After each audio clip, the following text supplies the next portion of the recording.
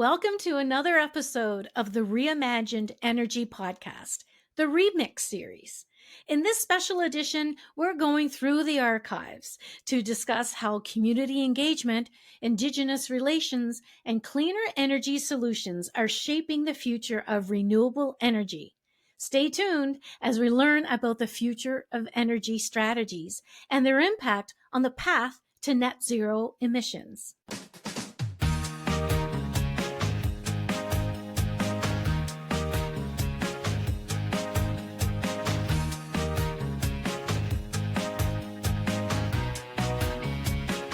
We're really excited about Oneida. It's going to be one of Canada's largest battery storage system, and it is a partnership. So it's a partnership between the Six Nations of the Grand River Development Corporation, Aecon Concessions, Enerstore, and Northland Power. And the battery supplier is actually Tesla.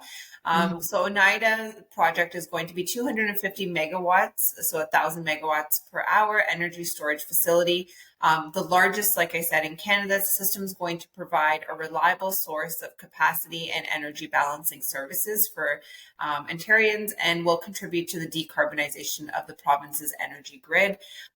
Really excited about this one because it is a part of our larger portfolio of focusing on decarbonization of energy systems. And then the second one you mentioned is the advanced transit system, so specifically the REM in Montreal. So the REM is going to be connecting the airport with multiple stations along the way to downtown Montreal. And just another example of how we are as a company focused on sustainability related projects. So in addition to battery storage, we are focused on transit systems as well to contribute to sustainable transportation options across the country. And REM, so the airport station is actually still being constructed, but there is some stations that are actually very recently opened. So that one should be complete shortly, and it'll provide a sustainable transportation option for people who are flying into Montreal Airport to get to downtown Montreal. Excellent.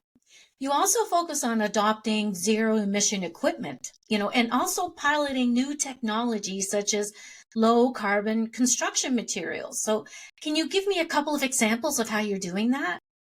Yeah, for sure. So that really falls into the second pillar of our sustainability strategy, which is how we build. Right. And for the how, we really break down everything that happens on a construction site. So from the equipment that we're using, so that's kind of like your traditional yellow iron equipment, as we would call it. So your excavators, your cranes, your wheel loaders, and then you have your stationary equipment, such as your generators and hand tools, and then the materials that you actually use. So when we look at all of those components, we're really doing an assessment of what alternatives are available and how can we reduce emissions on a construction site. And so when it comes specifically the yellow iron, the construction equipment, we have trialed electric construction equipment. We've had multiple conversations with our suppliers, and really it is working in collaboration with our suppliers to be able to trial these solutions. And so about 2 years ago, we were the first construction company in Canada to trial an electric excavator made by Volvo, and then followed by an electric wheel loader. And the purpose of the trial was really to look at how electric construction equipment integrates into our operations. What are the benefits? What are the challenges? Also an opportunity for our employees from a change management perspective to really start to look at how this technology is going to be incorporated into their day-to-day tasks as well. And then on the material side, we are constantly looking at alternative materials. There's a lot of startup companies in Canada. Actually, Canada is very advanced in this space that are focusing on low carbon concrete. And so we trialed low carbon concrete from a startup company. They were a startup. Now they're grown over the last couple of years, but they're called carbon upcycling. And they've come up with a methodology which reduces emissions with concrete by about 20%. So we were able to trial that at our innovation center. So Aecon has its own innovation center. And we have actually used it in a lot of different applications. We used it for a sidewalk. We also used it for sort of a pathway at the innovation center. So just another example of how we're trying to look at different methods and looking at different construction material options. How has Schneider Electric Canada encompassed the renewable energy side of things? Yeah, so if you look at our engagement towards renewable energy, so we've taken a commitment by 2030 to have net zero operation, net zero ready operation by 2030. So what does that mean is that by 2030, we need to have electrified all our operation around the world, and it's pretty much the same reality here in Canada. Mm-hmm. So if you look at it, we have to electrify and minimize the emission on our scope 1 emissions. So what we have done in the past couple of years is we've, like many of our customers, established our own baseline for our scope 1 and scope 2. And for us, our scope 1 emissions would be mainly coming from heating, using natural gas for heating, and some of our industrial processes as well would be having some scope 1 emission. So what we had to do is to look at, hey, from where we are to 2030, what does it mean to reduce our scope 1 emission? What is the strategy? What is our budget to being able to do it? It was an amazing learning journey for all of us. I remember very precisely when I did present to our country president, our CFO, and the leadership team, what does it mean? This journey to become net zero ready. It was quite an eye-opening, a big learning journey. And what I'm super proud is that we're all committed to making it happen. We'll already have in 2023 5 sites that are net zero ready in Canada. We're working on 7 more. So we've got 24 sites in Canada. So you see, Maria, between where we set to be, the expectation and where we're getting. So there's still a lot to be done, but we're making things happen, and that's something which is very important for Schneider Electric. Is this ambition to being an impact company? So it's very much an inspiration and a call for action for all of us. So. Excellent. So I would say the electrical industry is very much in the very high demand sector overall. We see the electrification, as I talked about myself in my own operation, but as well how the digital economy is increasing the demand for more electricity, resiliency, and so on. So we're still in an industry that has a lot of tailwind and a lot of demand from our customer.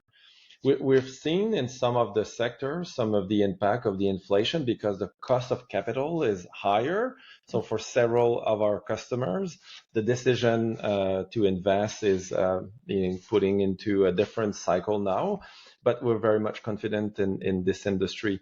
For Schneider Electric, still our priority is to serve our customer, and I'm so impressed by the engagement, the commitment of our employees across the country to best serve our customers. And last week, Maria, we were very proud at Schneider Electric to announce our investment of $140 million to increase our industrial capacity in North America to being able to best serve the demand. So we truly believe that we've got to respond to this increasing demand and lowering down the delivery times and our commitment to deliver. So it's very much telling on Schneider Electric engagement on the North American market, and very proud of that. So it's a lot of things to still to shape and to develop, but we're quite confident in the future. You have the opportunity to visit other First Nation communities,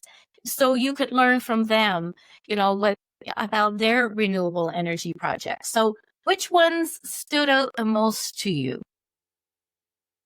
Yeah, I mean, we visited many different communities. There's a few that certainly stood out to me. I would say there would be the Middle Lake Tribal Council's biomass facility that they have out in Northern Saskatchewan.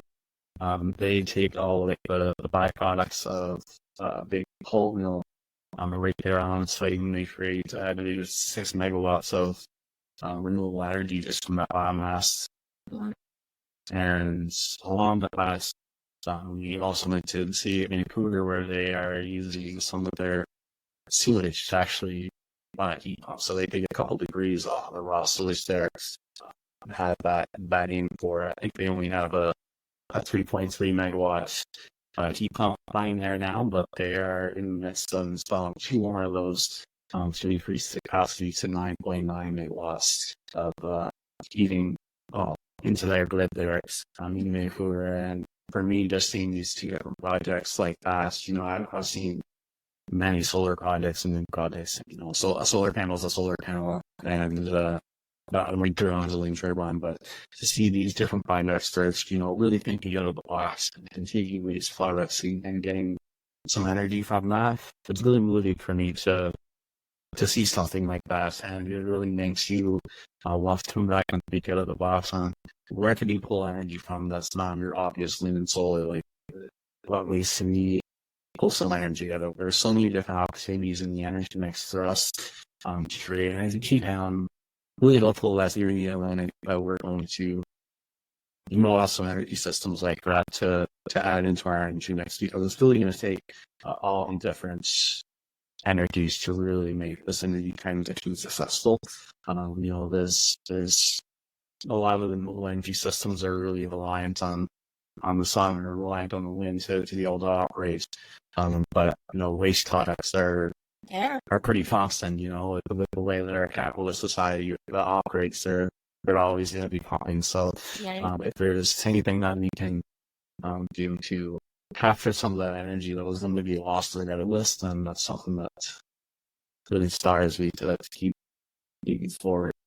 And I would say along with that, we went to some different presentations, and obviously for me, maybe some of the projects really didn't stand out to me as much that what did stand out to me would see some of these small community-based projects with this community that was involved and how much culture was involved with all these different projects that were across these First Nations, having different naming ceremonies and really cultural ceremonies during all these projects, and seeing the community come together with community engagement and having their second clue on that was really something that blew me away. Mm-hmm. There's like you said, for First Nation projects in Canada, I just found different they are compared to your average renewable energy project. So it was really, really amazing to see that, and really inspired me to come back to my community, ensure that I'm getting as much culture wrapped up in my projects as possible.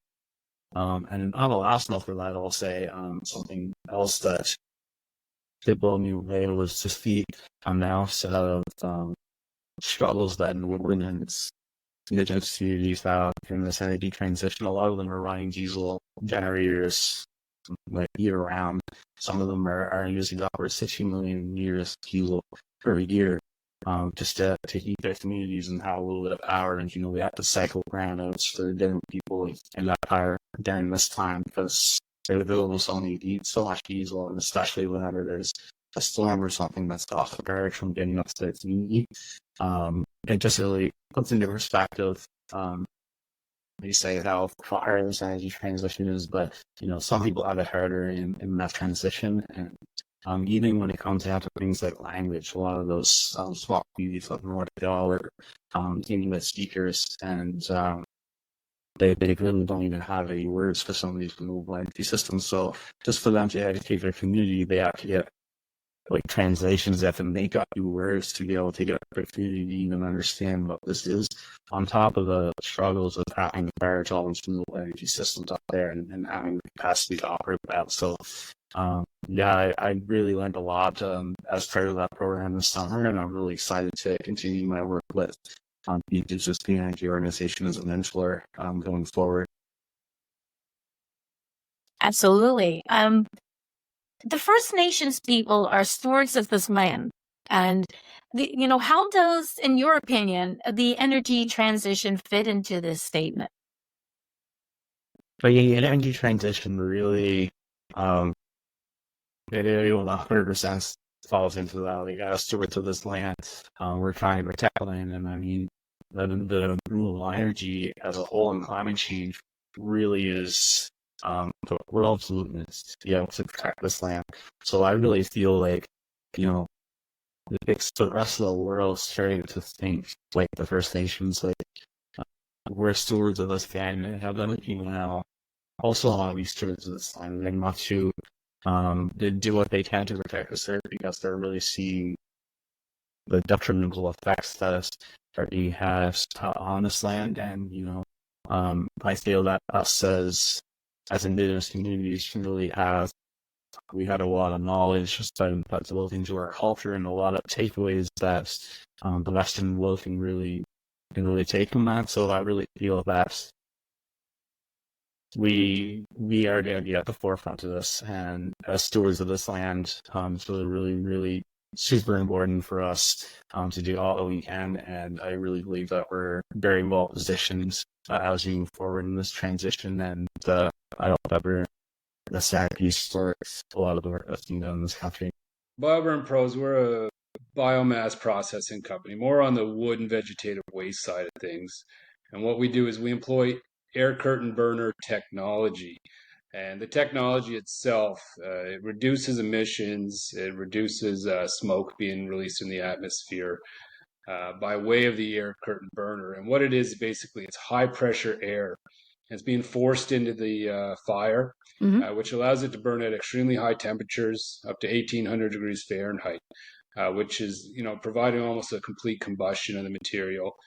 We do a 99% reduction of feedstock to residual char and ash. So it's a very clean process. And based on the high pressure air that's being blown through the manifold, it recaptures all the smoke and particulate and it reburns. So it's very clean burning. How long? Like I know, how long does it take to burn? Like how long does it,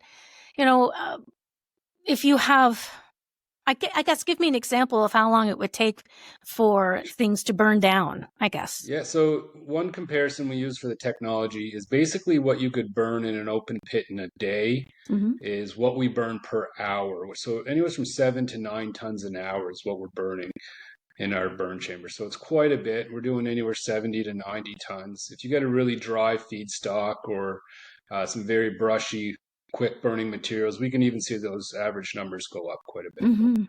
That's right. So the carbon neutral effect that's taking place, the residual is heat, right?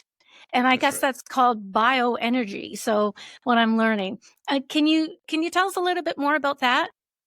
Yeah. So during the burn process, with the high temperatures, basically we have a secondary system that can marry into the burn chamber. And what it does, it has a hood vent that will kind of regulate how much heat it's taking from the fire. And through that, it runs it through a cooling and heating system that turns a turbine, and it can generate up to 300 kilowatts of energy per hour. And once we get into that side of things, the system itself will consume about 50 kilowatts of that per hour. So you're doing about 250 kilowatts an hour of power generation. And we're able to store that into battery banks, which we call the battery charger, or the biocharger. Well, that leads up to what I was just going to ask next is, there's a new concept that you're working on, and it's just about that. It's about stored energy because there's a lot being created during this process. That's right. So you come up with this idea, which is really kind of cool. It's a new concept, right? Right. And I can't say I personally came up with the idea. We work exclusively with a company called Air Burners, and they're the patented manufacturer of the technology. And we've got the exclusive rights for Atlantic Canada for this technology. And by all means, there's conversations going on. But what they've developed here with this biocharger is an ability for us to now electrify forestry equipment or rural sites that are away from a power grid that traditionally rely heavily on diesel generators. And even with the forestry setting, you need to truck in your fuels to run your excavators or your forwarders and harvesters and all your equipment. With the biocharger, we can store 750 kilowatts of energy per 750,000 kilowatt hours of energy, And that allows us to then overnight, when you're not using the equipment, you can then plug it in and charge the equipment, cell phones, anything electrified on site. And with the rural settings where they're so heavily dependent on fossil fuels and diesel for their generators to run their lights at night, it could be a mining setting, it could be just a rural community. It then allows them to basically charge some batteries up, and they can run at night off these battery banks. Hurricane Fiona was devastating to this area. And I know that you were, Bioburn fuels was really helpful in a way of removing a lot of the waste, right? That's right. Yeah. So with Fiona, so far, most of our projects have been storm debris remediation. A lot of local landfills are holding this material, and they're not typically supposed to under normal regulations, but under emergency settings, they get authorization to store it at these facilities. So a lot of what we've done to date has been repatriating landfills so that they can extend the life cycle of landfill. They don't need to open new cells, waste cells. And so, Hurricane Fiona was really the birth of this business. We have a excavation and groundwork background before we had started Bioburn Pros. And we were just, Fiona hit and it, knocked trees down all over the province in Atlantic Canada. And we were getting hired to go clean this up and truck the stuff to local dumping stations. And then we had seen the municipalities were then taking the burden of trucking this stuff elsewhere. So, which adds to, there's a lot of carbon, there's a lot of everything being added there. Yeah. Right. And we can show up at these locations and eliminate all the tub grinders, which are heavy emitting equipment. We can eliminate the mass amounts of equipment just to load the trucks, and thousands of trucks can be eliminated from the roads, which in turn saves a bit of the local infrastructure and roadways, less wear and tear. So we can really localize the waste processing and go site to site and just clean up that way. And I love the idea of how burning the low grade wood, I guess it's important to point out that it's stumps. It's not precious, cedar or oak, it's really the lower grade stuff. But I love how it can repatriate the soil. That's right. Yeah. So we didn't want to, obviously prime lumbers, there's so much great use for that, from stud lumber for building homes to, multiple uses. Even firewood for heating homes. But with where we found a great niche was in that low grade stuff, like you mentioned. And typically, when it came to stumps, a lot of them are old growth stumps. They're pretty big. They don't fit in the grinders or the chippers. And we're able to process those in our burners. Our main industrial burner is the S223 air curtain burner. And it's got a 22-foot by 8-foot by 8-foot burn chamber. So you can fit a whole log in there if it is a low-grade log, but a whole bunch of waste in there. And at the end of the burn phase, you're left with biochar or biocoal, depending on how far into the burn you get with it. But we're able to take that soil and then that biochar and repatriate the soil on site. So that allows us to sequester the carbon, put it right back into the ground immediately. That's a wrap on today's remixed episode, where we explored cutting-edge low-carbon practices. As we continue to transition towards renewable energy, it's clear that collaboration, innovation, and local solutions will play a huge role in achieving sustainability.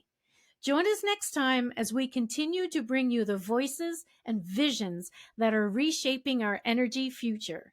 Until then, stay inspired and keep reimagining the possibilities. I'm your host, Maria McGowan.